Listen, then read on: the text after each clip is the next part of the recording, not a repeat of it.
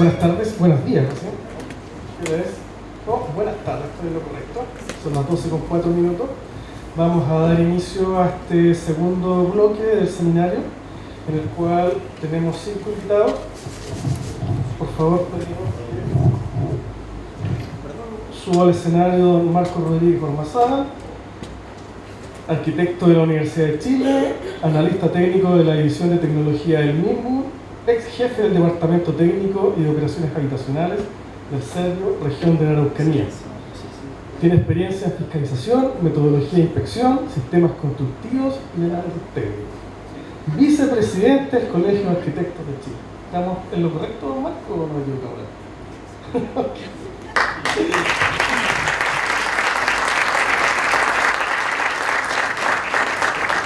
Invitamos también a don González Rodríguez Payape, arquitecto de la Universidad Mayor, máster en Economía Urbana y en Historia Crítica del Arte y la Arquitectura de la Universidad Mayor, diplomado en Filosofía Antigua y Medieval de la Universidad Católica de Temuco, profesor asociado de Arquitectura de la Universidad Mayor, especialista en Historia y Teoría, autor y coautor de publicaciones sobre arquitectura moderna y estandarización en la Araucanía, del rectángulo al triángulo, artículos del 2023 y 2025.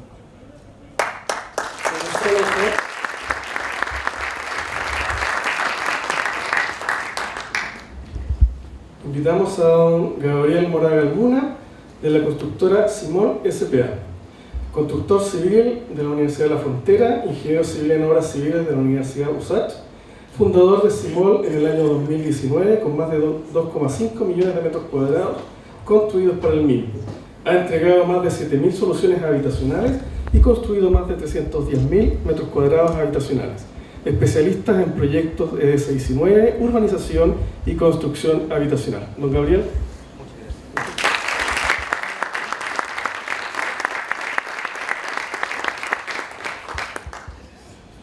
Nuestro cuarto ponente es don Enrique Jaspar Enríquez, del equipo Jaspar Arquitectos, arquitecto de la Universidad del Biobío, posgrado en Arquitectura y Restauro en Roma, Berlín en el año 1999, socio director de equipo Jaspar Arquitectos desde el año 2003, con más de 1 millón de metros cuadrados desarrollados.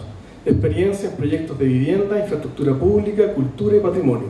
Fue presidente y vicepresidente de la Cámara Chilena de la Construcción Araucanía y consejero regional. A ver, Enrique.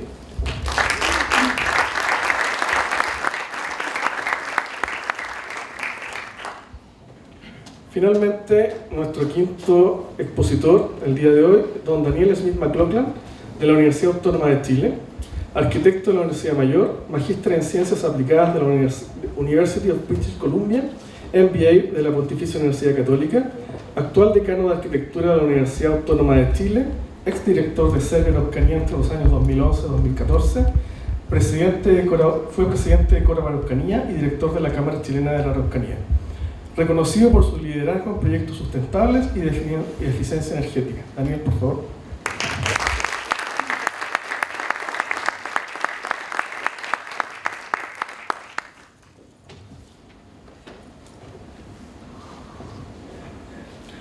Bueno, entonces comenzaremos el segundo bloque correspondiente a la perspectiva técnica, corporaciones y legados, política habitacional en movimiento. Desde el año 1906 aproximadamente, que comienzan los inicios del Ministerio de Vivienda, en aquella época con algunas, ni siquiera eran corporaciones, eran congregaciones obreras, ¿ya? Hasta que después se formó el Ministerio de Vivienda, que incorporó a varias corporaciones, entre ellas la Corvi, y hasta los días de hoy. Entonces hoy día vamos a ir por una historia con estos 5 relatores que nos van a ir contando cómo ha ido evolucionando la política habitacional del Ministerio de Vivienda y Urbanismo. Comenzamos con la primera ponencia entonces de don Marcos Rodríguez. Marcos, por favor.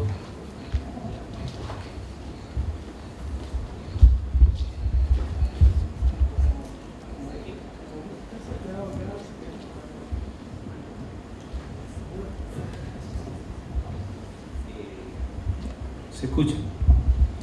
Bueno, voy a hacer la primera y segunda parte bien rápida porque es mucha historia. Así que saludos a todos los que me conocen. Pues vamos a hacer una primera, segunda parte rápida y después voy a seguir más lento. porque la primera parte en realidad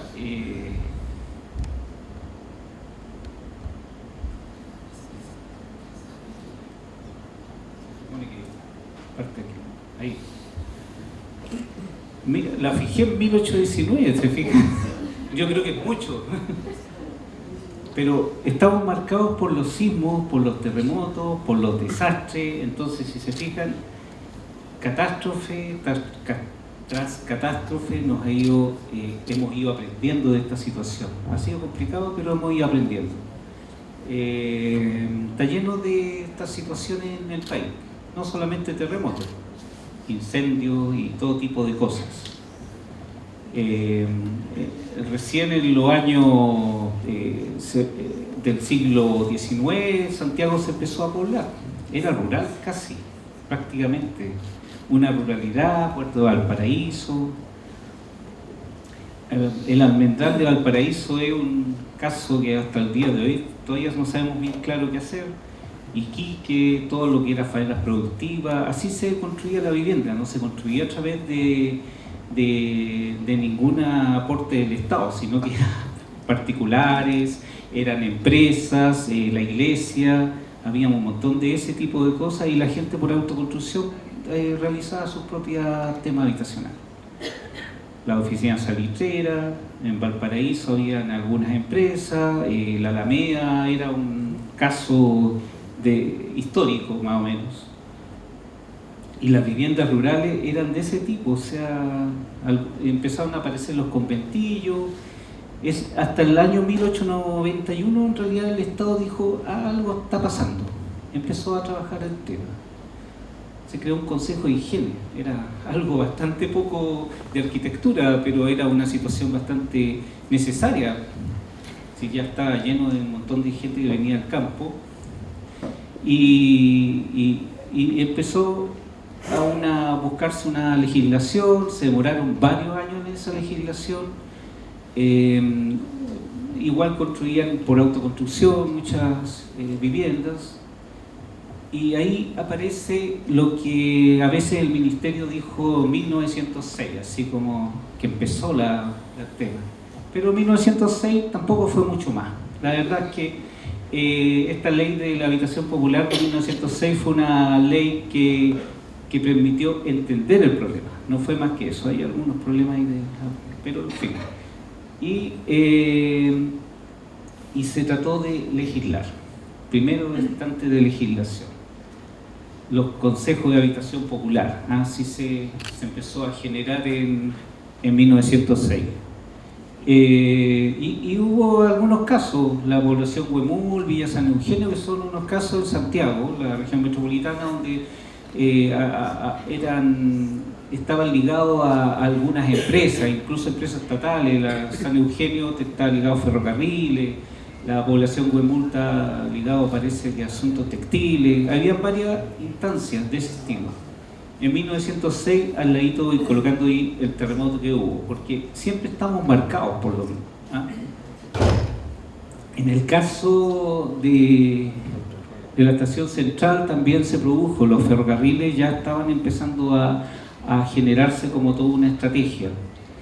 Y empezaron a sacar leyes, pequeñas leyes de renta, había una ley de renta, claro, y algunas otras legislaciones, ¿ya? Se construyó en Santiago, poca construcción, generalmente se trataba de conseguir fondos, algunos tipos de fomentos de las habitaciones, y había se creó el Consejo de la Habitación Popular, que se originó bajo una ley.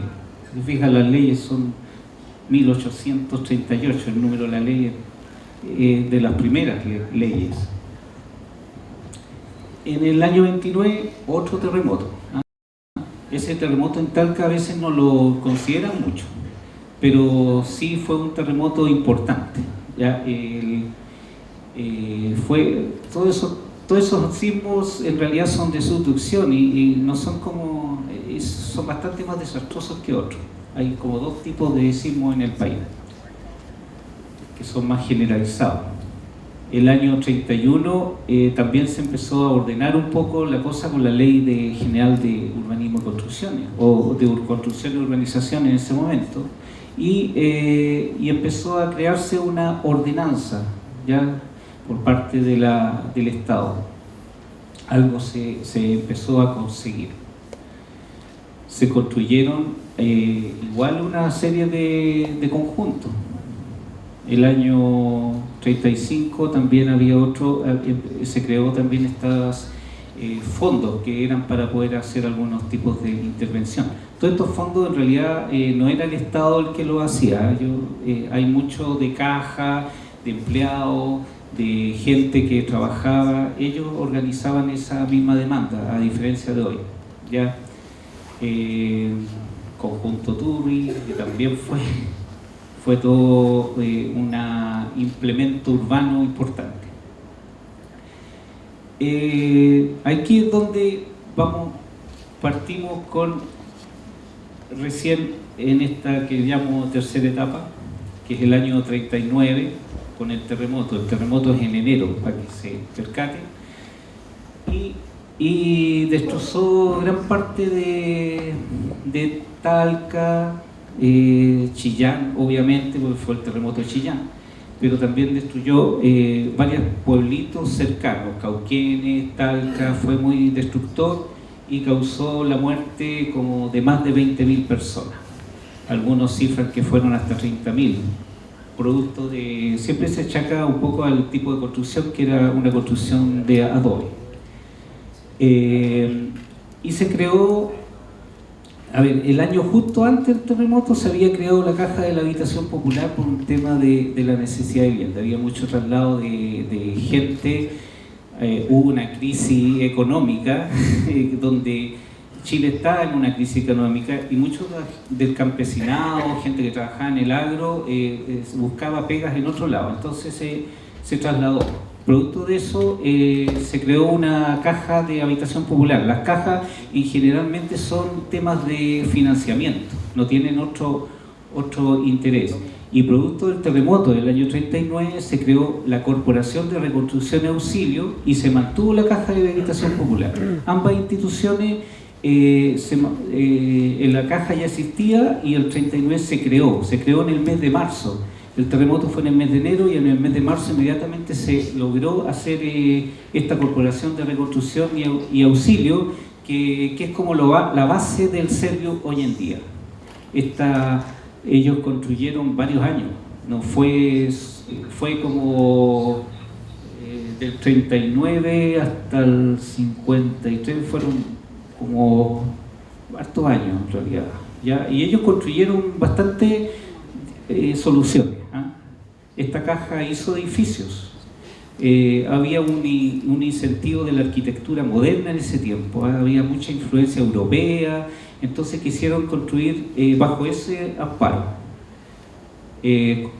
No sé si fue del todo satisfactorio, pero construyeron, tanto en Concepción, producto del terremoto de Chillán, y no solo producto del terremoto, hicieron tipologías. Esas son tipologías de Chillán, que son pequeñas casas. Si se fijan, ahí nos falta algunos elementos, son más bien básicas, súper básicas.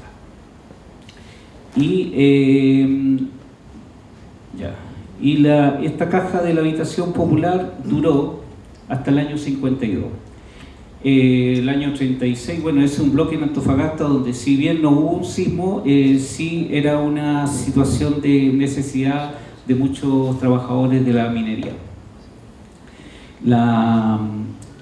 Se construyeron en diferentes partes de Chile, ahí hablo de 3.600 viviendas, que es la suma de una gran cantidad de temas anuales, ¿ya? Porque aquí hay un número de viviendas en diferentes partes, con énfasis en Santiago, con énfasis en ciudades grandes, y en Temuco hay bastantes viviendas también. Algunas construcciones emblemáticas son en Valparaíso, ese conjunto, en la Quebrada Márquez. Las Habas de Valparaíso también es un conjunto bastante emblemático de esos años. Y en este cuadro se resume, digamos, que la Caja de Habitación Popular, más la Corporación de Reconstrucción y Auxilio, que le llaman CRA, junto con eso se crea también la Corfo. La Corfo nace en ese mismo tiempo y se juntan con la Caja de la Habitación. Y esto genera la Corvi. Ahí llegamos a la Corvi. El año 53 la Corvi se funda en base a la anexación de estas otras entidades. Hay una fundación de vivienda de emergencia que también está ahí y también se integró. Así que la Corporación de Vivienda nace el año, o sea, el decreto es del año 53, la Corvi es un poquito, se ajusta, el año 56, pero nace de esa manera.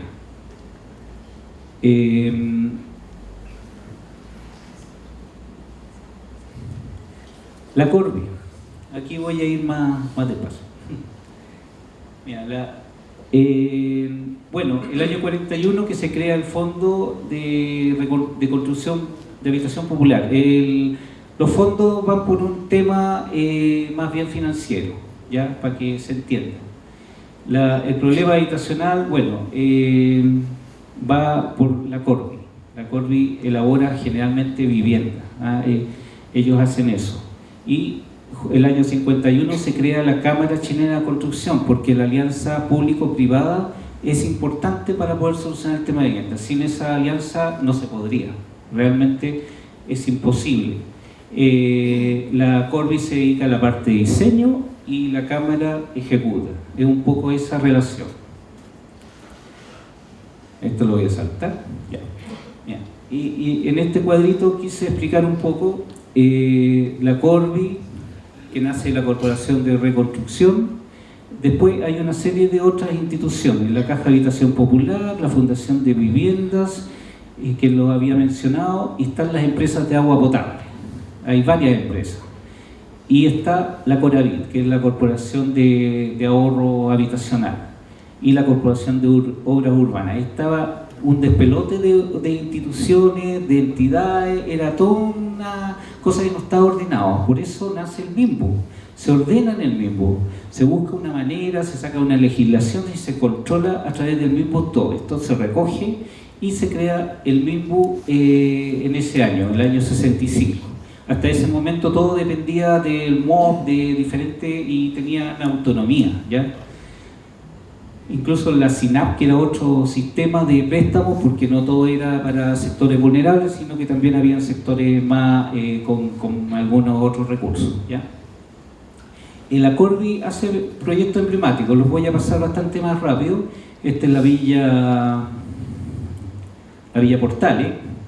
Villa Portales, ahí aparece el tipo de vivienda, como les digo, muy moderno a esa época. En par Corvi, o sea, hay empleados particulares con la Corvi, no es una cosa de inversión solamente estatal. La misma Villa Portales, esa es la cantidad de viviendas, tal por años, hasta el año 58 parece.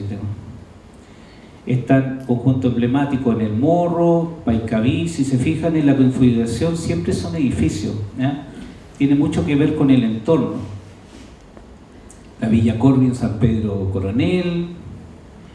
Y aquí tengo un recuadrito de lo que significa la vivienda. La vivienda, de qué tipo era, hecha por el Estado. Hay que entender que el Estado, la Corvi, era una especie de gran oficina de arquitectura que construía diferentes modelos de vivienda.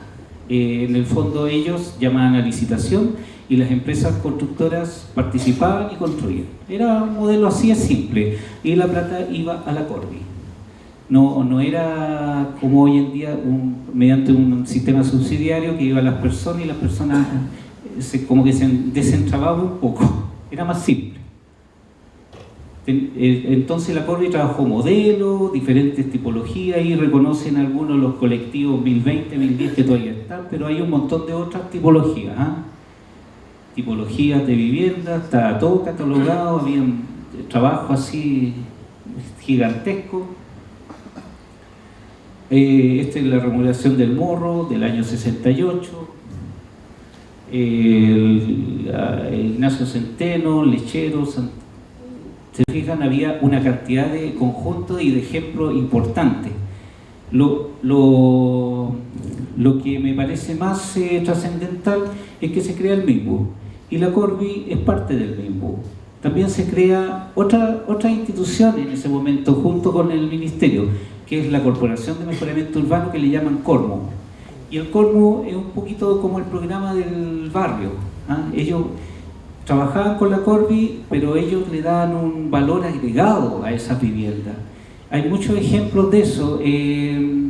Por ejemplo, el conjunto que se hizo donde está el Parque San Borja, donde se hicieron las torres, se hizo una plaza, se hizo una serie de cosas, y ese conjunto le dio un valor agregado, digamos, a esas viviendas. Y estaban otros proyectos que se lograron también hacerlo, incluso el Parque O'Higgins lo hizo la Cormo. Y la Corby trabajaba en conjunto con ellos, así que lograban una buena sinergia, igual que la COU hacía infraestructura.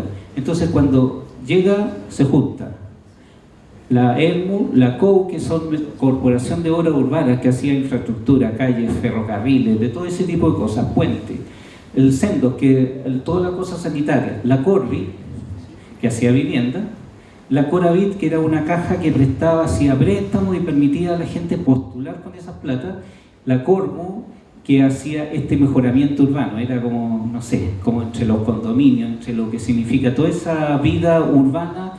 Había un proyecto que ellos intervinieron de la Corby, que la Corby había hecho pasillos de 1,5 metros, y la Cormo le dijo, agréguenle 1,20 metros más, hicieron pasillos de casi 3 metros, y eso permitió un estándar distinto a la vivienda, a los departamentos. Y formó también la Bicormo, Iquique, Cormu, la ICOMU, la Coburval, Valdicor, que son organizaciones mixtas entre municipio y Corby y Cormo. La Cormo lo hizo. Entonces lo hizo estas sociedades mixtas que hasta el día de hoy solo funciona Valdicormo. Y eso es más o menos la presentación. ¿Ya? Me pasé 2 minutos, y tengo una quinta parte que no la voy a mostrar.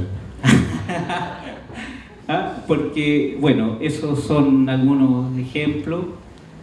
Esos son sociedades mixtas de Iki Cormo, que consiguió con financiamiento de terreno, proyectos y todo, hizo un montón de obras. Esto es todo de la Cormo, Corby, eso. Voy a cerrar ahí, porque si no, necesitamos avanzar. Gracias. Muchas gracias, Marco. Un fuerte aplauso.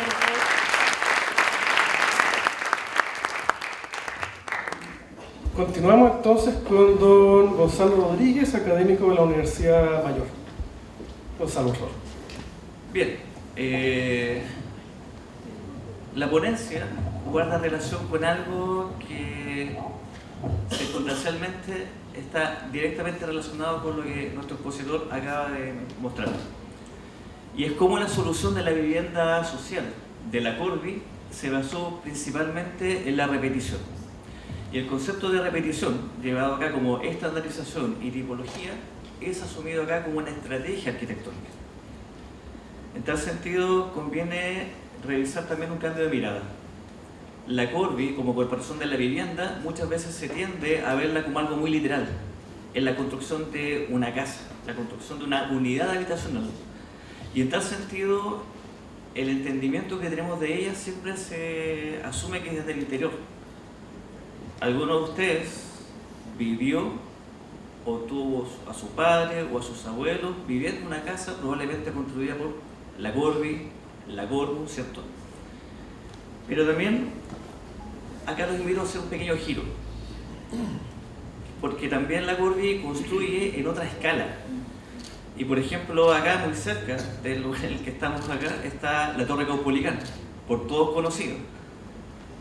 Yo no viví en esa torre, no sé si alguno de ustedes, pero sin lugar a dudas que todos somos parte de ella y es parte de nuestra existencia.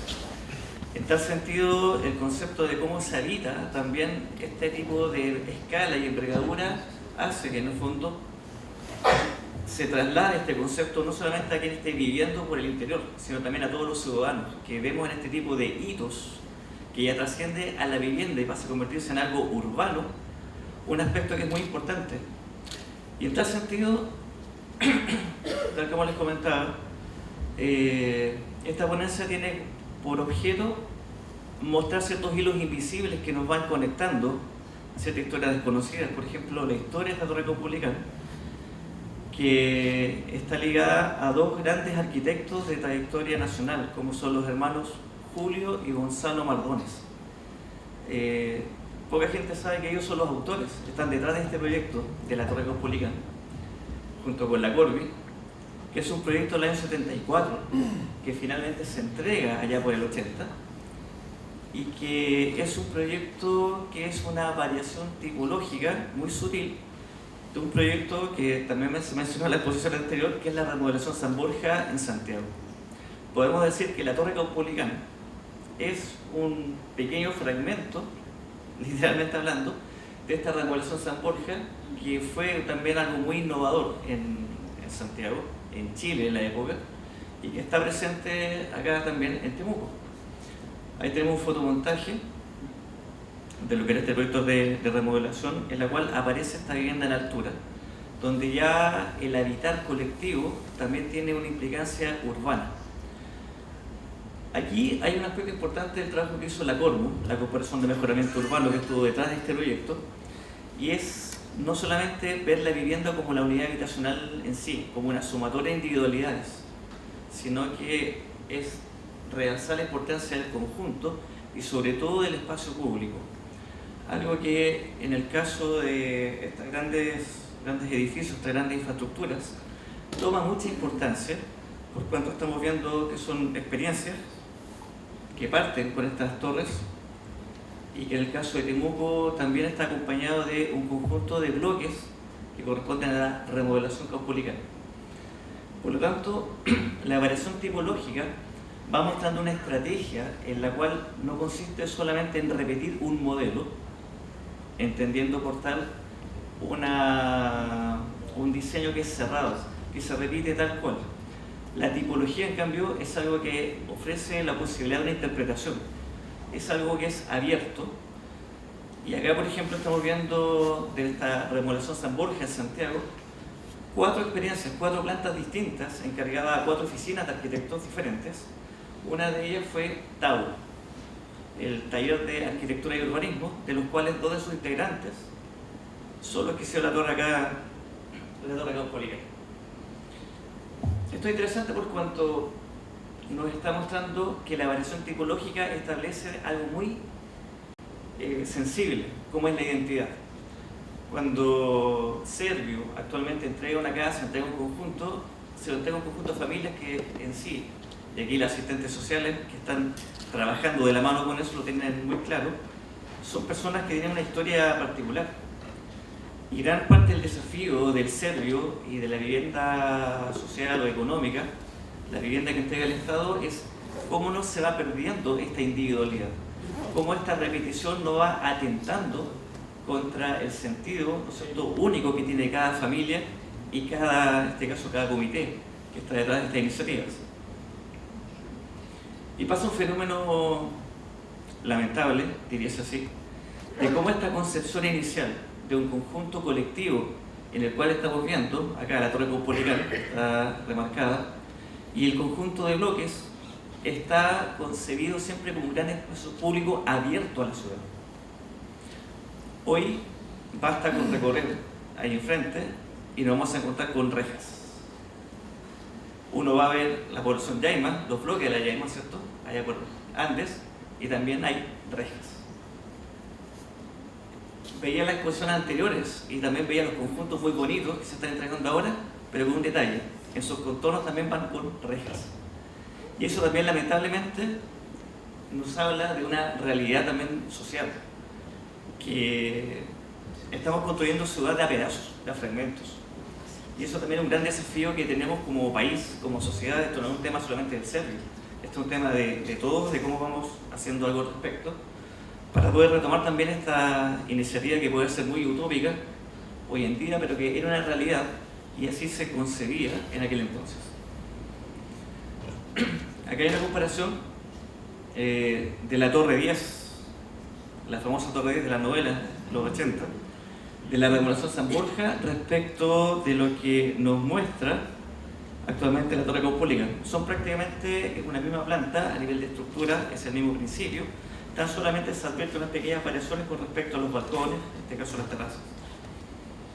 Importante es también el aporte que hizo Tau con respecto al uso del primer piso, esta placa, ¿no es cierto?, que es muy comercial y que en el caso de la Torre Caupolicán se resalta y además tiene un zócalo de más de 1 metro de altura que también le aporta también una interesante apuesta arquitectónica como diseño a su alrededor.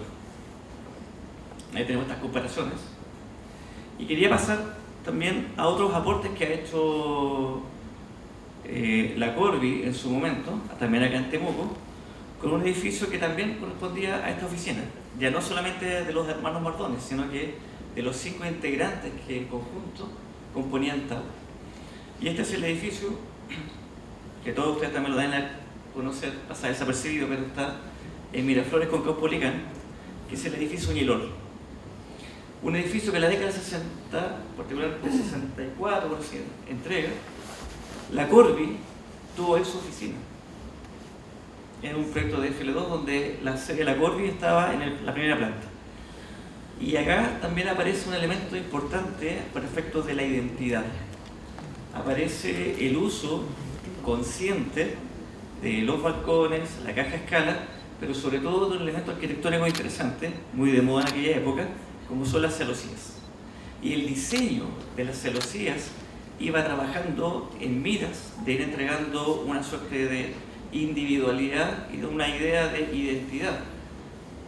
Una identidad que se trabajaba también de forma compositiva, también con todos estos juegos volumétricos, en el cual la luz, la sombra va develando las formas, y eso también va entregando un carácter único a cada residencia, a cada familia que iba habitando.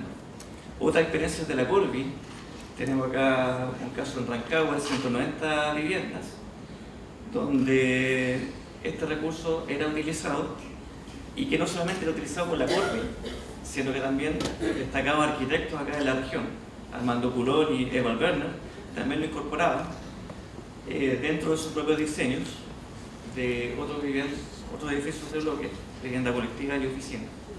Trascendiendo también la vivienda, tenemos acá muy cerca el Colegio San Francisco, que también incorpora este tipo de elementos y que, dicho sea de paso, también muestra cómo la Corby, y en este caso el Estado y los arquitectos que trabajaban para él, estaban muy al tanto y con esta preocupación muy clara de lograr este cometido.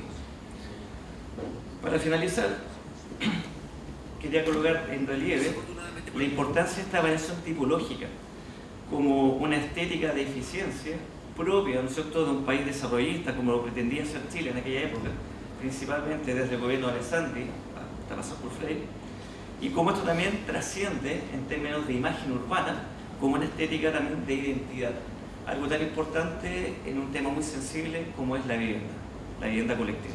Muchísimas gracias. Gracias.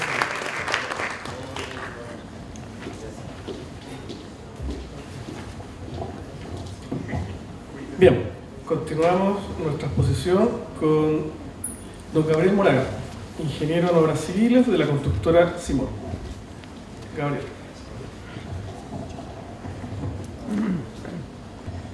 Bueno, muy buenos días, un agrado saludarlos, estimados colegas, amigos. Nos estamos encontrando acá con rostros que cotidianamente nos vemos en el quehacer laboral, ¿cierto? Gracias por acompañarnos, director, especialmente a usted por considerarnos como constructora Simón.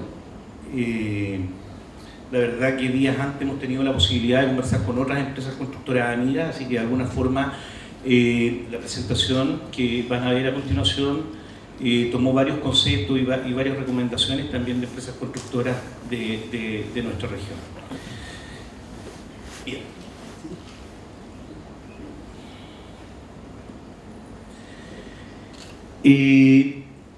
Yo creo que la exposición que de alguna forma nos compartió Marco hace mucho más fácil poder hablarle las temáticas que queremos mostrarle como empresa constructora, entendiendo que tuvimos un baño y una pincelada, no sé, de algo más de 100 años de cómo ha venido evolucionando la política habitacional. La verdad que a ratos es difícil entenderlo. Esto ha tenido muchos cambios en el tiempo, muchos cambios para bien, y hoy día claramente consideramos de que la evolución de la vivienda social ha sido, desde nuestro punto de vista, extraordinaria. No quiero retrotraerme a 100 años atrás, pero desde el tiempo que estamos trabajando, yo personalmente como empresario, ya son 20 años aproximadamente, cómo esto ha evolucionado ha sido realmente increíble. Las imágenes que vamos a ver, o esta misma que están presenciando, hoy día es más o menos el nivel y es el estándar que se está usando y cómo se están entregando las viviendas dentro de los diferentes proyectos habitacionales. Claramente esto tiene que estar regulado. En general, desde mi punto de vista, yo creo que las regulaciones del Ministerio de Vivienda son de un muy alto nivel en los distintos programas, en los distintos decretos. Y esto parte inicialmente, le compartí al director minutos atrás, que nos llama poderosamente la atención, de que, por ejemplo, el registro de contratistas del Ministerio de Vivienda ya tiene medio siglo y no ha cambiado. Si ustedes lo ven literalmente, el decreto 127 hoy día es a letra seguida lo que partió hace 50 años. El hecho de poder inscribirse en los registros y poder evolucionar a las categorías más altas es algo muy complejo. Rodrigo bien lo señalaba, las empresas no funcionan por sí solas, en definitiva son los socios los que la integran, y hoy día con mucho orgullo podemos decir que nuestra constructora ya logró pasar con la experiencia acumulada de personal y de mi socio Eduardo Lagos, que hoy día nos acompaña, sobre los 2 millones de metros cuadrados construidos, y son ya casi 40.000 soluciones habitacionales en distintas regiones del país. Entonces, de alguna forma, la apreciación y los conceptos técnicos que tenemos y cómo esto funciona lo tenemos bastante claro. Esto parte claramente con la necesidad de dar solución a un tema fundamental y vital de familias que claramente sufren, que necesitan tener una solución habitacional hoy día en muchas mejores condiciones que hace años atrás, y hay algunos conceptos que de alguna manera la política habitacional ha venido tratando de cubrir, y yo creo que de buena forma. Una de estas es, por ejemplo, la accesibilidad de los proyectos, es decir, donde estos se emplacen. Los expositores anteriores hacían mención a esta situación. Ocurre que todos pudimos ver en años anteriores de que se empezaron a generar construcciones y poblaciones en lugares súper apartados.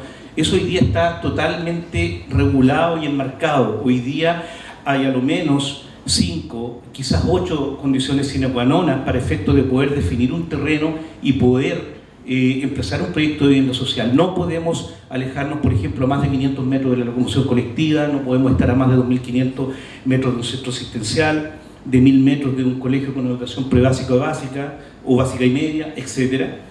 Y eso ha sido algo muy bueno, algo maravilloso, pero se ha generado ahí una problemática que rápidamente la vamos a ver en las imágenes siguientes, y que dice relación con que los terrenos que hoy día cumplen esas condiciones se nos están acabando. Desgraciadamente hoy día son muy pocos los terrenos que cumplen estas condiciones, y aquí, bueno, uno de los expositores anteriores hablaba también de la necesidad de ir trabajando con más celeridad quizás en la práctica, modificaciones a los planos reguladores o generar algunas modificaciones normativas que permitan ir dando alternativas y condiciones de terreno a otras que hoy día por situaciones actuales no se pueden construir. Esta situación de buena accesibilidad a los loteos, ¿cierto? Genera claramente dignidad en la familia y de alguna forma claramente los va integrando en el día a día y los va integrando a la ciudad. Cuestión fundamental para el buen vivir de las familias beneficiadas.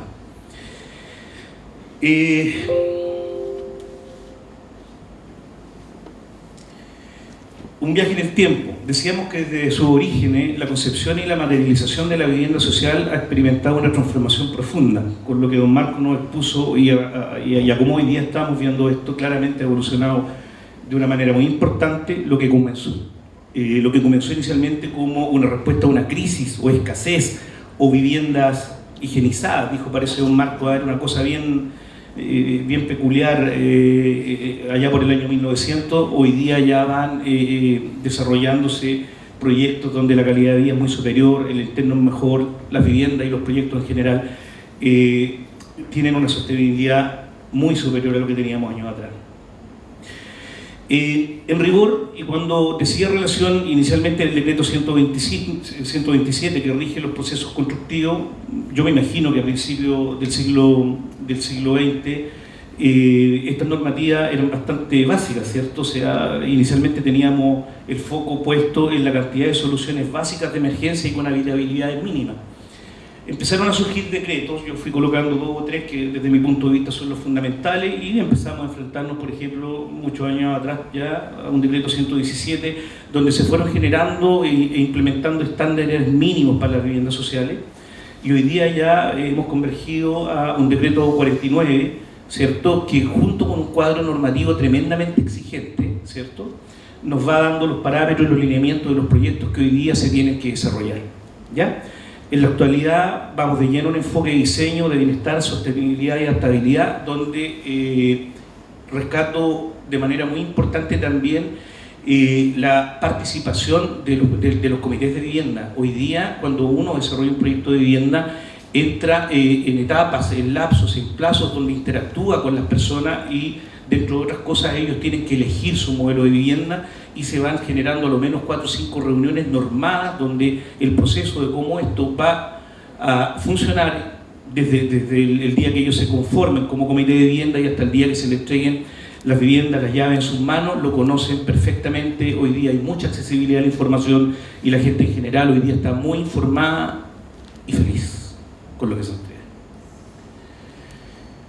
Coloqué esas 4 imágenes, cuando llegamos en la mañana justamente se estaba generando una presentación de algunos videos y eran varias de las poblaciones que hemos construido. Lo que ustedes están viendo hoy día son viviendas que hoy día se están entregando. Vamos a hacer un detalle rápidamente en unos minutos más de las materialidades que hoy día estamos ocupando, pero si vemos esto en relación a 15 o 20 años atrás, el crecimiento, el avance de esto ha sido sostenido y extraordinario. Yo lo encuentro realmente de impacto. Hoy día las viviendas, imagínense que lo que ocurría en los radieres, por ejemplo, años atrás, que se entregaban afinados con un endurecedor superficial de piso, hoy día son prácticamente todas terminadas a su nivel de piso, en zonas secas con piso flotante, con cerámica de los estares comedor, planchas de revestimiento. Hoy día prácticamente no hay azulejos ni cerámica en las paredes de la zona húmeda, se ocupan planchas de fibrocemento con mosaicos, con modelos eternas prácticamente, ¿ya?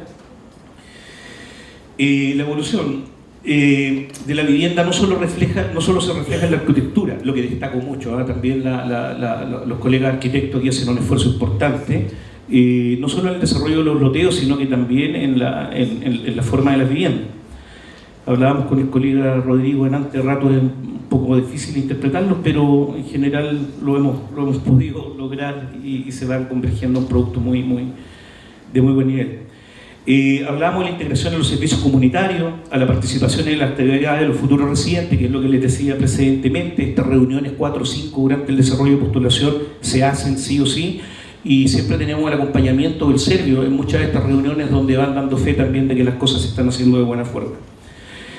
Bueno, hemos tenido desde aquellos años una transición importante de superficies mínimas y en emplazamientos periféricos. Esa situación hoy día ya casi no se da. Las viviendas bases dentro de los decretos hoy día están normadas con superficies mínimas y ese producto que se entrega es el DESTE, o sea, la nivelación claramente es hacia arriba. Vamos a un enfoque donde prima la calidad, la integración y el derecho a la ciudad. Hay una mejora relevante en los materiales de construcción. Aquí se ha dado un salto extraordinario, lo vamos a ver en unas planillas siguientes, y un aumento importante también en las superficies construidas. Tenemos una incorporación de estándares y exigencias mínimas de accesibilidad universal y sostenibilidad ambiental. Hoy día prácticamente todos los proyectos que se están desarrollando en la 9ª región vienen considerados con conceptos asociados a los planes de contaminación ambiental. O sea, hoy día prácticamente ya no colocamos ventanas, por ejemplo, con cristales monolíticos. Hoy día son prácticamente todas las casas con termopaneles. Tenemos revestimientos desde las fundaciones hacia arriba. Son tecnología finesa, son de Finlandia en el fondo. Tenemos estructuras mucho más robustas, ¿cierto? Ya pasamos de la pieza estructural de 2x3 pulgadas obligadamente a 2x4, y eso ha implicado también de que las viviendas tengan hoy día estándares más altos en las condiciones térmicas, las lanas minerales, los sistemas de aislación son hoy día también mucho más importantes.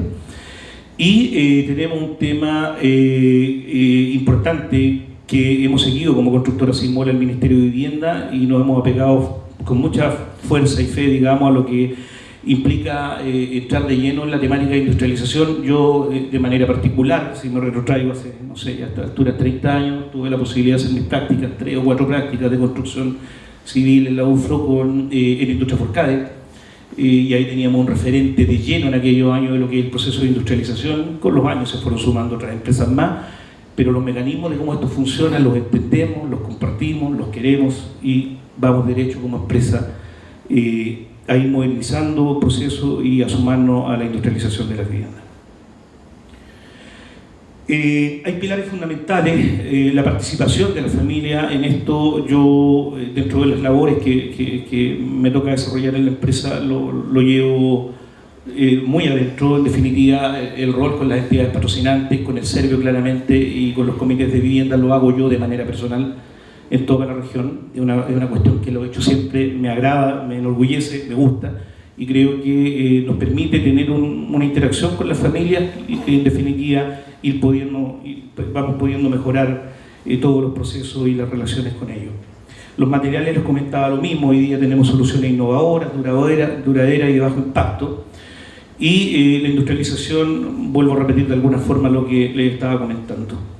La accesibilidad universal hoy día en los proyectos también es de primer nivel, es una cuestión que yo valoro y rescato mucho. Sepan ustedes, yo creo que también lo tienen claro, de que hoy día los subsidios habitacionales hoy día están diferenciados. O sea, nosotros, por lo general, indistintamente de quien desarrolle los proyectos, que los construya, siempre vamos a tener una vivienda base, una vivienda para grupo familiar, ¿cierto? Y vamos a tener 2 o 3 condiciones para personas que tienen situaciones o condiciones distintas, discapacidades sensoriales, neurodivergentes, o personas eventualmente con problemas de desplazamiento o discapacidades motrices, digamos. Esos subsidios diferenciados vienen aplicados de manera muy certera a la situación que va desarrollando o se va desarrollando para cada uno de las familias, y que en definitiva es la labor que van haciendo nuestros amigos y colegas de las entidades patrocinantes. Acá hay una muestra rápida de lo que hoy día se está entregando. Tenemos sistema constructivo con madera de pino y bebé, 2x4, vamos garantizando resistencia, durabilidad, sostenibilidad, aislaciones térmicas, Eiffel, las fundaciones, ventanas de termopanel, cerámica, pintura, hoy día prácticamente toda la casa, y piso flotante en la zona seca. Cuando hablo de la relación personal y como empresa con los comités de vivienda, yo creo que primero, para que un proyecto camine y funcione bien, se tiene que tener empatía y comprensión con la gente, tener un conocimiento personal y de cómo vincularse con ellos, y con eso claramente vamos facilitando los procesos. El trabajo en equipo es fundamental para el desarrollo de un buen proyecto. La interacción profesional con el Servio, personalmente, un tema que también lo hemos comentado en la Cámara a rato. Desgraciadamente el recurso humano en el Servio es poco. Se ingresan muchas veces una cantidad de proyectos importantes que es muy difícil poder tomarlos todos y hacerlos avanzar. Y tenemos de alguna forma 2 o 3 cosas que les quiero compartir como posibilidades de mejora. La permisología, que hoy día sabemos que nos tiene muy angustiados, muy complejo, es un tema que no lo vamos a poder resolver seguramente como empresa. Hay que empezar a trabajar, el director tiene experiencia ya en esto, de alguna forma en cómo ir avanzando con lo referido a las prestaciones de las empresas sanitarias. Yo personalmente encuentro un poco injusto hoy día que se tengan que tomar subsidios del Estado para factibilizar terrenos, que se saquen subsidios, ¿cierto?, del Estado, y dejar terrenos hábiles donde se le aporta recursos a una empresa privada, a una empresa sanitaria en este caso, que en definitiva se le paga su infraestructura y ellos con el tiempo vienen y cobran el agua y las redes de alcantarillado. Es un tema gigante, yo lo veo como un problema muy grande, ojalá se pueda enfocar eso. Lo veo prácticamente toda la semana, las colegas de la entidad patrocinante, desgraciadamente se han encontrado muchas personas inescrupulosas, empresas y personas que están derechamente engañando a la gente, están pidiéndole recursos, tratando de generar sueños con eventuales compras de terrenos, promesas, y en definitiva se está dando mucho que algunas familias quedan sin terreno y quedan sin sus recursos. Alianzas estratégicas, con esto termino, Rodrigo, muy rapidito. Como constructora Simol siempre hemos tratado de ir a la vanguardia en todo lo que es innovación. Hoy día hemos podido hacer una alianza estratégica con la Pontificia Universidad Católica de Chile. Estamos desarrollando un proyecto maravilloso que es la construcción de un edificio en madera en Villarrica, que el director constantemente me está consultando. Algo parecido está pasando con un aporte muy relevante de CMPC, Mininco. Le aportaron a un comité de vivienda alrededor de $1 millón para efecto de poder hacer un apalancamiento de su subsidio y además de apalancar todo lo que tiene relación con la obra, ¿ya? En la Corfo hemos podido participar con ellos constantemente, de manera muy cercana también, y nos han permitido generar un cofinanciamiento para efecto de la construcción de nuestra planta industrializadora, que ya la estamos construyendo. Y con la Universidad Católica, algo muy importante, estamos trabajando de la mano en el desarrollo de soluciones estructurales en madera con base el modelo de fabricación de conectores plásticos reciclados con inyección de tecnología 3D. No puedo hablar mucho más de esto, es una cosa muy de la Universidad Católica, muy nuestra, estamos yendo ahora, pero ojalá Dios quiera que con el tiempo podamos empezar a reciclar plástico u otros elementos y empezar a generar fijaciones en la vivienda. Algunas imágenes de la construcción de nuestra planta, ahí se va a industrializar todo. Hoy día prácticamente es todo mecanizado, ¿eh? Ya no hay martillos, no hay clavos acá, las casas se van llevando de manera modular en camiones. Ahí tenemos un edificio en madera que es el que les comentaba, prontamente se va a partir en Villarrica, si Dios quiere, y darle las gracias al director nuevamente por su invitación y siempre Simol comprometido con la innovación y el desarrollo. Muchísimas gracias.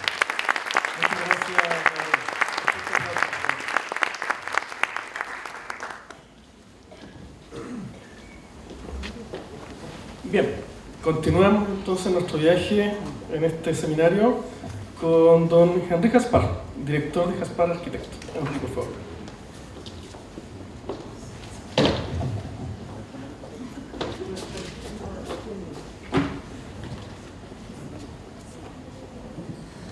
Bueno, buenos días, buenas tardes, en realidad ya. En primer lugar, quiero dar las gracias por la invitación al Servio, a su director, José Luis. A mí me corresponde, me pidieron en el fondo mostrar una visión de un poco la innovación que dentro del panorama de las exposiciones que hemos visto y que quedo impresionado por lo interesante de, primero, el recorrido desde hace casi 100 años por todas estas instituciones que fueron armando el sistema de la política pública de vivienda en Chile, y lo que Gonzalo hacía énfasis respecto de del concepto de la repetitividad como concepto para poder desarrollar la vivienda a nivel masivo. En la historia que veíamos en la primera presentación, vimos cómo la política pública en Chile fue evolucionando junto con las materialidades, incorporó el hormigón, las distintas tipologías arquitectónicas que a nivel mundial se estaban dando. Y lo que yo voy a mostrar es una alternativa nueva, porque estamos ciertos que en la medida que el tiempo pase, Servio también va a ir a futuro incorporando las nuevas tecnologías que están disponibles y que en este caso en particular, de las que yo les voy a mostrar, es de la edificación en madera para edificios de departamentos en altura media. Entonces, les voy a mostrar un tipo de proyecto que nosotros estamos desarrollando, que se llama ProDuramen, departamentos sustentables en madera. Vamos a hablar de madera, de vivir en departamento, que es toda una temática que Erika hacía muy buena referencia de lo que significa como desafío en la actualidad, y de construir con eficiencia, que es uno de los principales desafíos y problemáticas que actualmente hay para atender la demanda habitacional, el déficit, producto del aumento de los costos de la construcción y de la inagotable demanda de vivienda, con también el aumento del precio de los suelos. Y vuelvo a tomar lo que decía Erika. Por ejemplo, en la comuna de Temuco, ella nos contaba, ya no hay programas de vivienda que la municipalidad tenga en extensión. Todo es en densidad. Vamos a hablar de nuestra experiencia en innovación, buscando soluciones para agilizar la producción de vivienda, que es algo a lo que nosotros como oficina de arquitectura hemos estado dedicados desde hace más de 20 años, y que hace 3 años aproximadamente tomamos como desafío para encontrar una solución a estas carencias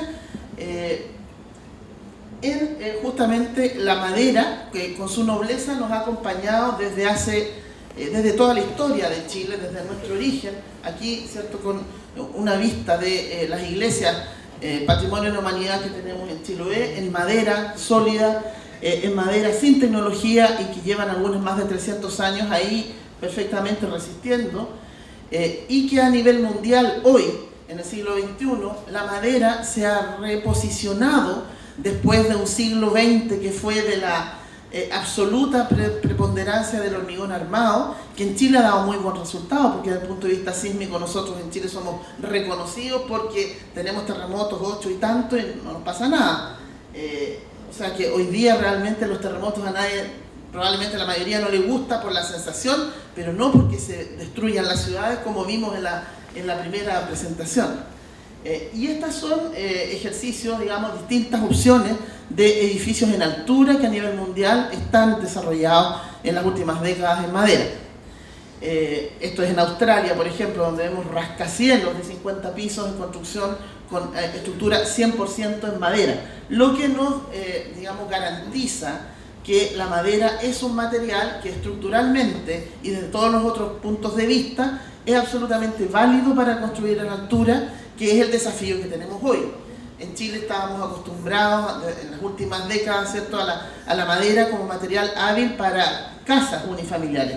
Pero lo que nosotros estamos planteando ahora es retomar esta senda en el ejercicio de lo que necesitamos, que es la edificación en altura.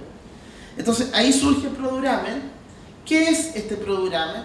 Es un formato de departamentos en madera, cuya base nosotros la desarrollamos en un formato de 5 pisos, con o sin ascensor, pero que es factible de desarrollar con la misma tecnología hasta los 8 pisos, en un sistema de entramado ligero, de tabiques y entrepisos. En eso quiero hacer la diferencia, porque muchas veces se piensa que la edificación en madera solamente tiene que ser en base a madera laminada o a CLT, y es verdad, son muy buenas alternativas, pero en general son de un costo que es incluso mayor al del hormigón armado y por lo tanto no da alcance para poder desarrollar vivienda masiva.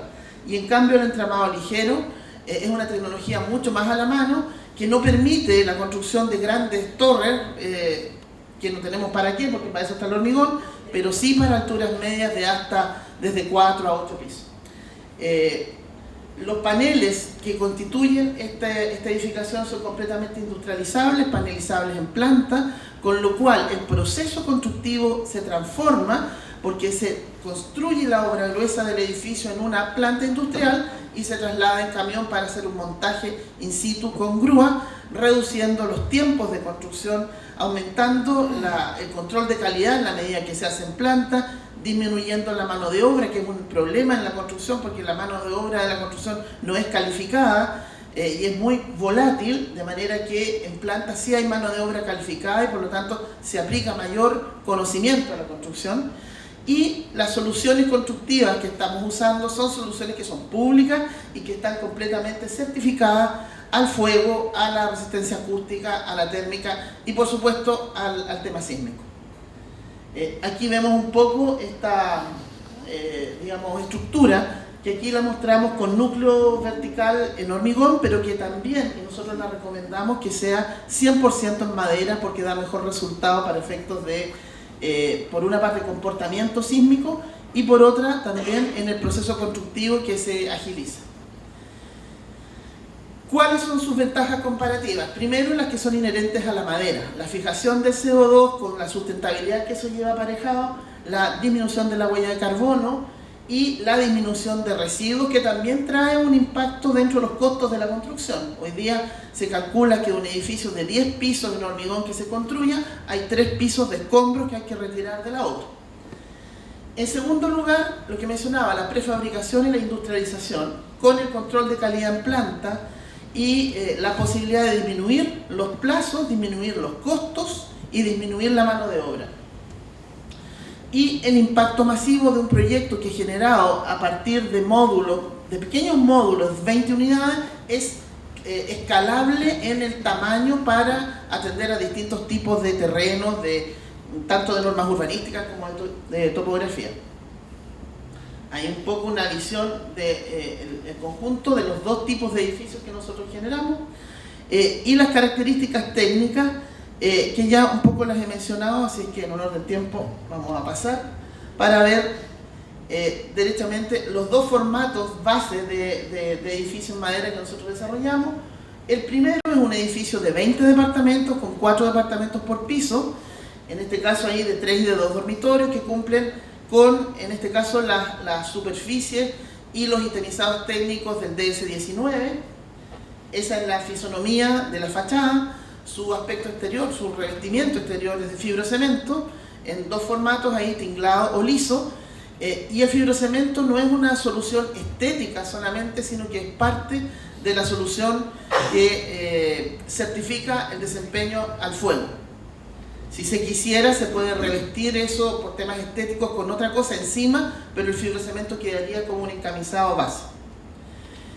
Y el segundo formato es de 8 departamentos por piso, con 4 tipologías, con el núcleo central donde sí incorporamos ascensor, porque si bien la ley chilena permite 5 pisos sin ascensor, nosotros estamos recomendando de todas maneras hacerle escotilla, de manera que en 10 o en 15 años más, cuando tal vez el servicio de subsidio para poner ascensor, el edificio pueda tenerlo y no quede ahí como en el fondo un edificio minusválido, que no pudiera dar accesibilidad universal a todos los niveles.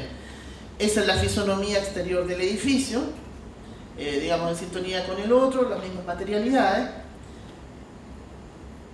Y un poco destacando esta flexibilidad que tiene el fibrocemento como terminación exterior, que tiene múltiples opciones de apariencia estética.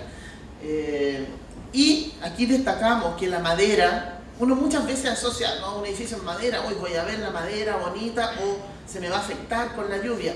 El edificio tiene la obra gruesa en madera, por lo tanto la obra gruesa no es visible, queda completamente revestida tanto por dentro como por fuera. Sería una decisión de diseño de algún proyecto decir quiero que se vea la madera y le pondré otro revestimiento o por dentro o por fuera de madera, pero nuestro cometido es hacer el edificio en madera para que gane las eficiencias y no por un tema estético.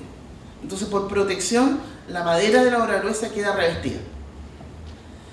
Bueno, bastante flexible en su configuración, porque estos formatos que nosotros hemos mostrado son modificables a más metros, más dormitorios, etc. Igual contamos con la opción del Departamento de Accesibilidad Universal. Interiormente los departamentos no tienen mayor diferencia con respecto a lo que es un departamento en hormigón o en otra materialidad. Las ventajas para el usuario están asociadas al mayor confort térmico y acústico que ofrece un edificio de madera, que tiene mejor desempeño en general que el hormigón. Luego, el menor gasto por consumo, porque esa misma eficiencia, ¿cierto?, permite que los costos de habitar en un edificio de madera son menores que en uno de hormigón. La flexibilidad que tiene de tener o no ascensor, y el acceso a tasas preferenciales tanto para el usuario como para las empresas constructoras, ya que ahora hay algunos créditos verdes que aplican en estos casos. Aquí un video que, si lo puede activar, una imagen habla más que 1000 palabras, dicen. Entonces aquí hay un video que muestra el proceso constructivo de este proyecto.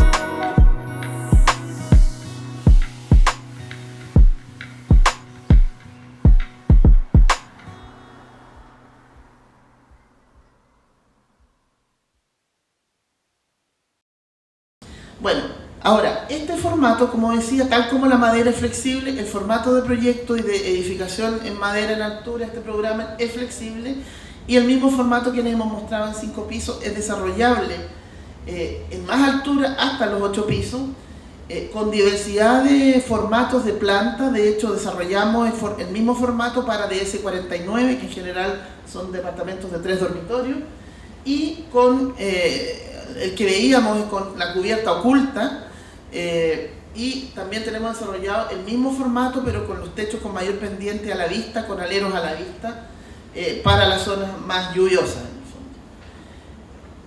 Aquí este es otro video más cortito, por favor, que muestra estas variaciones con alturas, en alturas medias, en este caso a 6 pisos,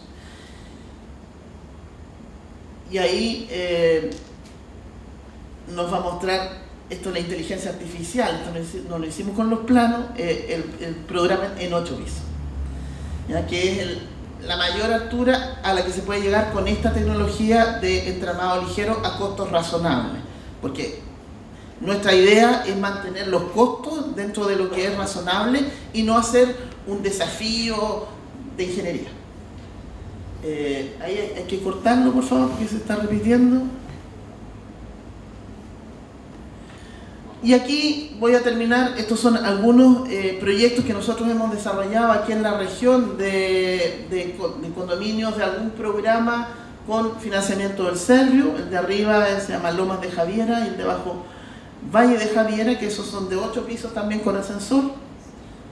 Hay un poco una selección de proyectos que lo que nosotros hacemos mayoritariamente es vivienda en altura, en la zona sur, y eso es todo. No sé si estuve bien en el tiempo.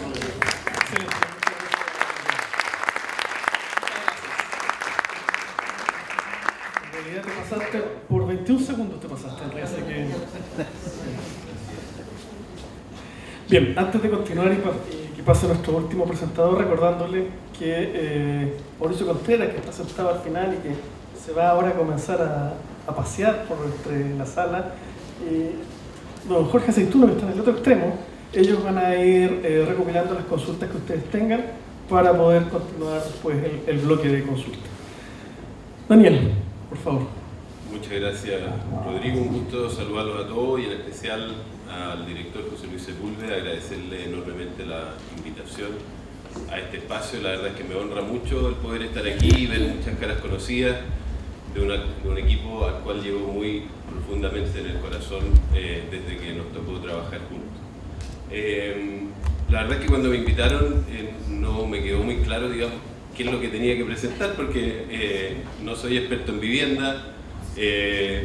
Como exdirector en la universidad tampoco es que haga investigación yo como investigador en vivienda, así que dije, bueno, voy a contar un poco lo que fue mi paso por el Servio desde como la invitación inicial cuando empecé a trabajar en la Ceremi con la entonces Ceremi Paz Serra, desde esa invitación como un poco inusual a integrarme al servicio público, un servicio público que no conocía. Y que desde afuera, cuando pensaba en el servicio público, esta era la imagen, digamos, que yo tenía, y que yo creo que muchos de las personas que no han trabajado en el servicio público tienen, ¿no? Todavía la tienen, y como que en muchos sentidos se sigue cultivando esta imagen del servidor público, que es alguien que tiene una ruma de papeles gigantesca, ¿cierto?, que resolver, pero que igualmente se da su tiempo para tomarse su cafecito, ¿cierto?, y tiene como una tranquilidad mental casi zen, pasando por todos los procesos que tiene que pasar. Pero después de haber trabajado en el servicio público, la imagen que se me proyecta, digamos, es algo más parecido a esto, ¿ah? Como una pequeña rueda de hámster conectada a una gigantesca mole de piedra que es el Estado, con un funcionario público corriendo adentro que trata de mover esa tremenda mole, y que la verdad es que es un agotamiento permanente, y que si es que uno para de moverse, la rueda también para, y por lo tanto todo el proceso que está detrás, todo el esfuerzo es en vano. Y creo que el servicio público realmente es un apostolado en ese sentido. El servidor público, más que la imagen anterior que veíamos, es presa de un sistema inoperante. Y por lo tanto no es que no haya voluntad por resolver los problemas, sino que muchas veces los problemas no tienen solución dentro del sistema al cual el servidor público está obligado a servir. Otra de las cosas con las que me fui desde ese proceso, de este tiempo en el Servio, es la imagen que se tiene desde el servicio público del empresario, ¿no? Es como que el empresario, y aquí Gabriel nos acompaña, también nos acompaña Henry, ¿cierto? Es como un personaje, ¿cierto?, muy feliz, lleno de plata, siempre tiene recursos para hacer todo, ¿cierto? Y por lo tanto se le puede pedir prácticamente cualquier cosa porque de alguna forma la puede resolver. Cuando en verdad el empresario es más parecido a algo como esto, ¿ah? Un empresario es alguien que todos los días tiene que tirar la carreta de su empresa, pagar los sueldos, comprar materiales, provisionar recursos, estar disponible para las solicitudes de los servicios públicos y, válgame Dios, en estos últimos tiempos lo disponible que tiene que estar para la permisología, y Gabriel muy bien lo comentó en su presentación. Entonces, el paso que tuve por el Servio me permitió darme cuenta de lo distante de las miradas, ¿cierto?, de ambos, tanto desde el servicio público hacia el mundo privado como desde el mundo privado hacia el servicio público, y lo muy importante que es que acerquemos esas miradas y desmitifiquemos los mitos que existen con respecto a ambos sectores. Y aparte de contarles esto, que yo creo que para mí fue uno de los más grandes aprendizajes que tuve en el proceso de trabajar como director, es que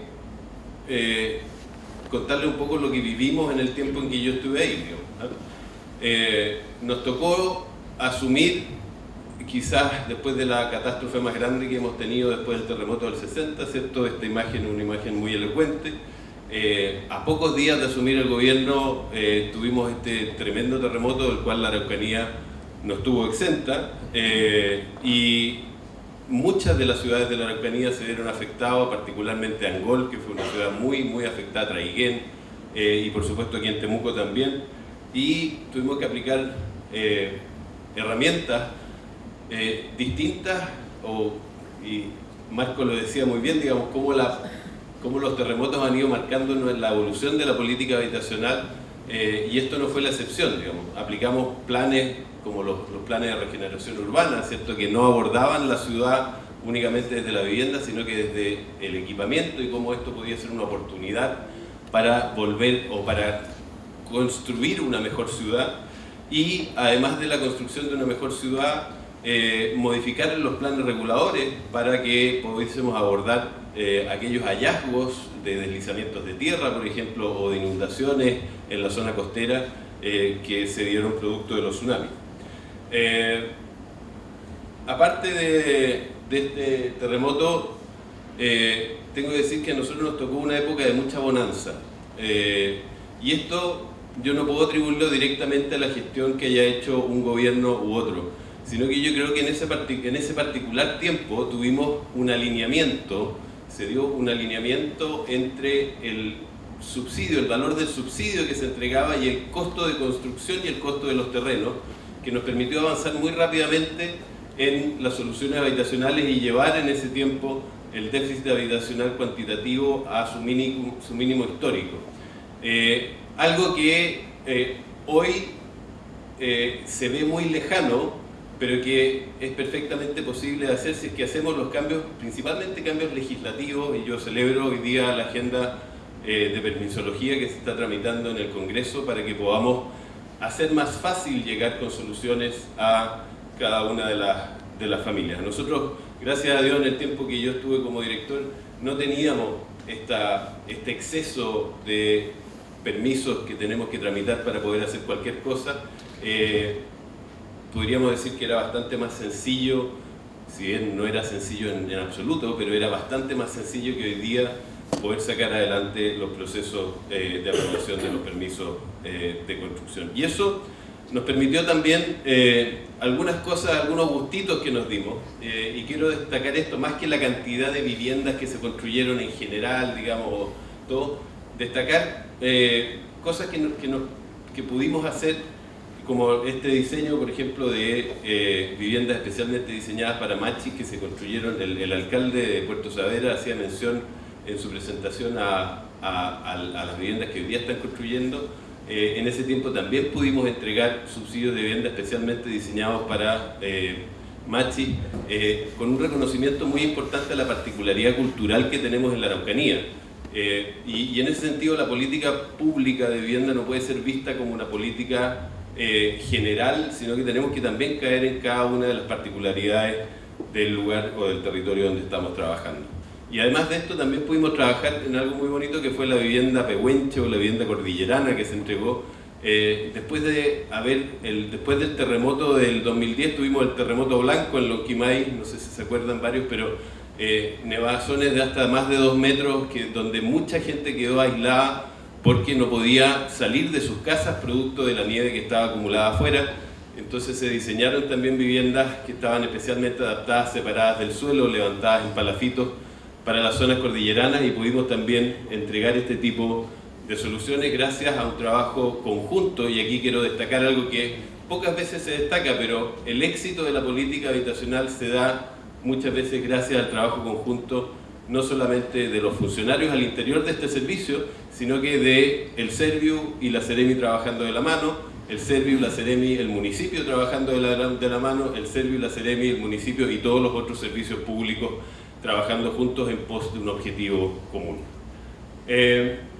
Otra de las cosas que es muy importante en la política habitacional y que creo que se le da poco énfasis muchas veces, y por eso quiero plantearlo hoy día aquí, en el periodo que me tocó dirigir se instaló la política de mejoramiento de los conjuntos habitacionales, de los condominios habitacionales, que forman parte importante de la historia que nos mostraba Marcos y parte importante de la historia que también nos manifestaba Gonzalo, ¿cierto?, en su presentación. Este condominio que ven ustedes ahí, el condominio Barros Arana, que fue uno de los primeros condominios que intervenimos, que antes de la intervención que hiciéramos se conocía como el Bronx. Era un condominio completamente estigmatizado. La gente que vivía ahí durante mucho tiempo, que había recibido una solución habitacional en los años 60, ¿cierto?, se veía estigmatizada porque cada una de las unidades se calefaccionaba con una estufa al interior de sus departamentos, tenía una pésima aislación térmica, convivían con hongos todos los días, pero era un conjunto habitacional muy bien ubicado en el centro de Temuco, con una muy buena conectividad, y que después del mejoramiento integral que se le hizo, ¿cierto?, la plusvalía de estos departamentos subió mucho, pero principalmente la calidad de vida de sus habitantes. Entonces, enfocarse no únicamente en la vivienda nueva como solución, sino que entender de que tenemos un parque construido muy relevante, que si es que se actualiza, ¿cierto?, podemos darle una nueva vida, un nuevo uso y transformarlo entonces en parte relevante de la política habitacional, así como lo hizo el primer gobierno de Michelle Bachelet, ¿cierto?, instalando el programa PPF en su momento, y el mejoramiento térmico de las viviendas aquí en la zona de Temuco y Padre Las Casas. Pero como no todo es vivienda, y si bien la invitación hoy día es a conversar con respecto a la política habitacional, aquí quiero destacar algo que quizás para mí es uno de los programas más relevantes que ha tenido el Ministerio de Vivienda en el último tiempo, que es el programa Barrios. El programa Quiero Mi Barrio, que partió como Quiero Mi Barrio, después se llamó Programa Barrios, que venía también del Chile Barrio anteriormente y que después ha cambiado de nombre varias veces. Es un programa que ha permitido empoderar a la comunidad, generar identidad en los distintos barrios, ha permitido entregarle herramientas a los dirigentes barriales para poder transformar su realidad desde las propias decisiones. Esto nos acompaña aquí Ernestina. Después de 7 años de intervención, nosotros esto lo tomamos como herencia del gobierno anterior, Y fue realmente un orgullo trabajar en este programa y esta caravana que se hizo ahí fue el momento de cierre del programa en el barrio Lanín. Qué importante son estos programas que dejan instalada la gobernanza barrial de una forma mucho más efectiva que lo que normalmente se da, ¿cierto?, a través de las juntas de vecinos aisladas, sino que teniendo los, ¿cómo se llaman, Martina?, los consejos vecinales de desarrollo, ¿cierto? Y junto con esto, una realidad que hoy día nos pega muy fuerte, lo vimos en una de las presentaciones anteriores, ¿cierto? Erika nos comentaba cómo desde el año 2019, hoy día ya tenemos 40 campamentos en Temuco. Después de 40 años en ese tiempo logramos cerrar el campamento Lanín, un campamento que era uno de los más antiguos en Chile, con mucho esfuerzo, con mucha dedicación. Ahí nos acompañó Erika también en ese proceso, con un tremendo equipo, con una apuesta por el cierre de los campamentos, el cierre definitivo. Siempre existía como esta reinstalación del campamento después del cierre, uno se da cuenta ahí también de la complejidad que significa atender campamentos y la complejidad que significa también el servicio público asociado a ese desafío. Un hito que no puedo dejar de destacar, ¿cierto? Pusimos la primera piedra del puente Tren Caicay después de un esfuerzo tremendo. Quiero destacar la visión del entonces alcalde Becker y de la Seremi Paz Serra, porque el proyecto que teníamos de ese puente era una viga que cruzaba de un lado a otro el río, que era un par vial con el puente viejo. Imagínense el puente viejo todavía en funcionamiento.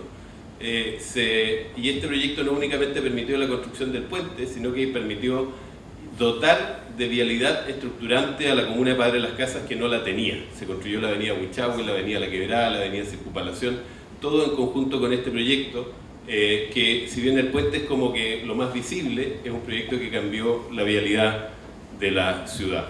Y esta imagen, que es la última imagen que quiero mostrarles, da cuenta de lo que deberíamos entender como la política pública del Ministerio de Vivienda y Urbanismo, independiente de la administración. Aquí vemos el puente, ¿cierto? A un lado vemos el Parque Isla Cautín, que se gestionó y se inauguró en los gobiernos posteriores a donde me tocó trabajar a mí. Vemos el centro de Temuco, que muchas de esas torres se levantaron con el subsidio de mejoramiento urbano, ¿cierto?, que entregaba un plus para instalarse en zonas céntricas y que permitió el diseño de muchos de esos edificios. Y ahí falta mucha infraestructura y ojalá podamos seguir trabajando en ello, ¿cierto? Falta de la Arena Temuco, falta el barrio modelo que se quiere instalar, ¿cierto?, en la zona del triángulo ahí al lado del puente. Ojalá tengamos pasarelas el día de mañana que conecten la ciudad con el Parque Isla Cautín para no tener que atravesar la Avenida Los Poetas. Y desde la academia, para mostrar algo de lo que estamos haciendo desde la academia también, pudimos, en ese mismo sector, se diseñó el proyecto ganador del desafío Net Zero, que nos permitió mostrar, digamos, cómo poder hacer vivienda mucho más eficiente, vivienda social, ¿cierto?, mucho más eficiente desde un concurso a nivel nacional que terminó, digamos, en este gran ejemplo que ojalá algún día podamos construir. Y como última imagen y como mensaje importante, el gobierno de Sebastián Piñera, el primer gobierno donde me tocó participar, partió con una arrogancia bien importante. Cambiamos el logo, ese logo que está ahí, el al medio, ¿cierto?, fue el primer logo de ese gobierno, porque se quería dejar atrás el logo de la concertación. Y después se dieron cuenta que era un logo más o menos nomás porque no servía mucho, y se instaló el logo que hasta el día de hoy el gobierno de Chile utiliza. Y qué importante, y quiero destacar en eso la visión de los gobiernos que han venido desde entonces en adelante, el no fijarnos en pequeñeces como esta, sino que entender de que el proyecto país es un proyecto de todas las administraciones de gobierno. Muchas gracias.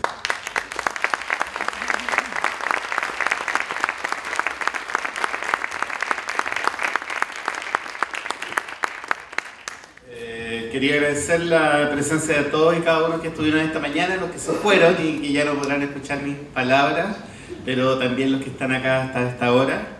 Agradecer a mis colegas arquitectos de distintas instituciones que están acá presentes, a Marco también de nuestro nivel central. Agradecer a cada uno de los profesionales, a los jefes de departamento, a nuestras dirigentes y dirigentes que están acá hoy día, a nuestra seremi subrogante, estimada Claudia, muchas gracias por permanecer hasta esta hora, a las universidades, Mayor, Autónoma, nuestra universidad estatal, la Universidad de la Frontera y la Universidad Católica de Temuco estuvieron acá también.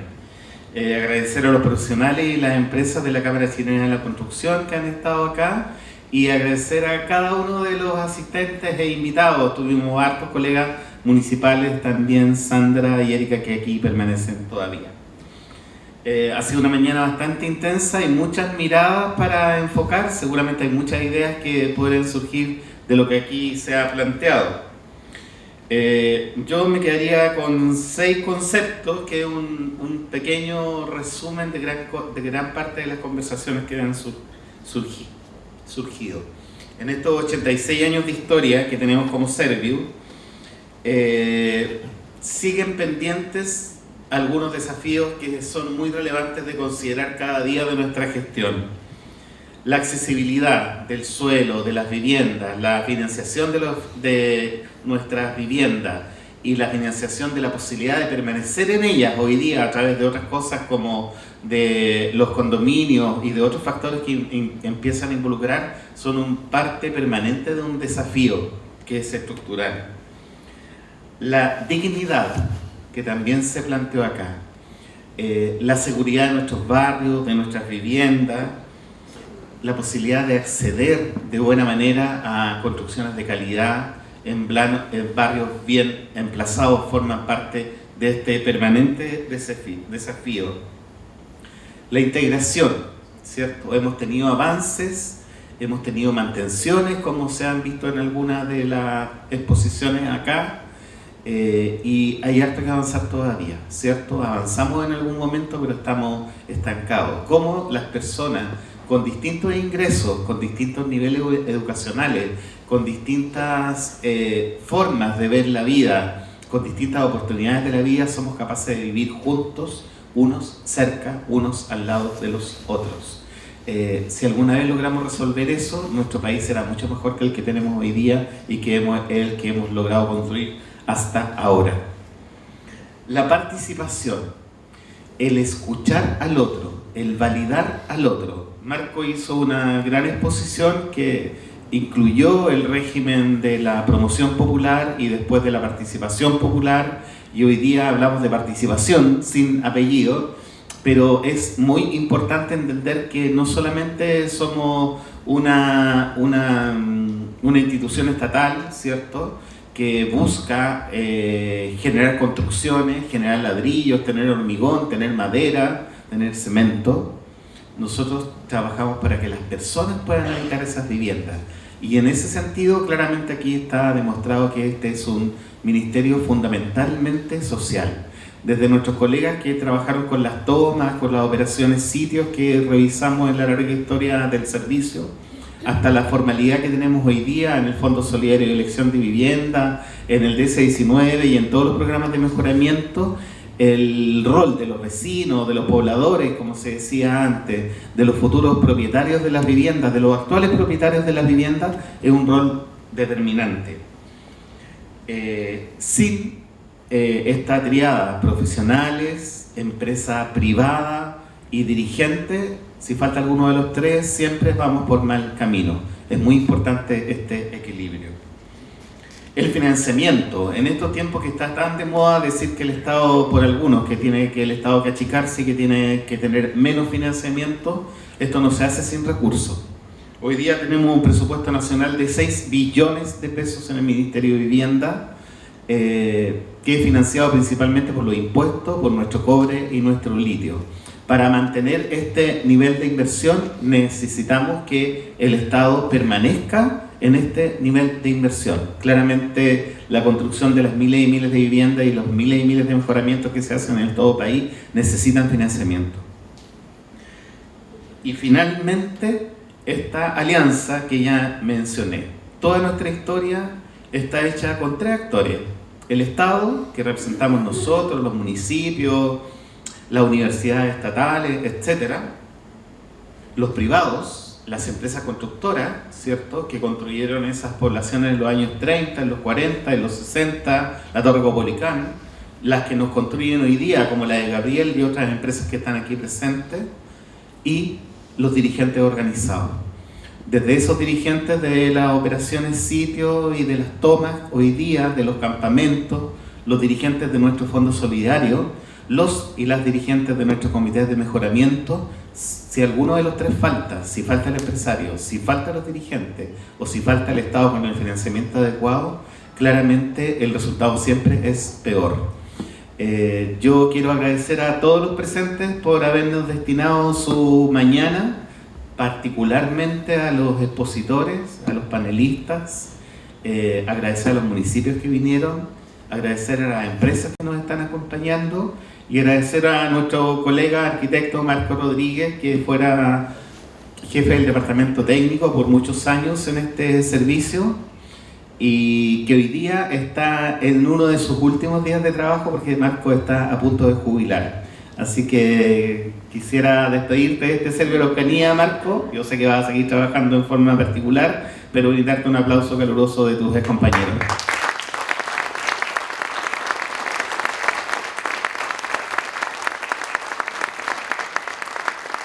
Muchísimas gracias.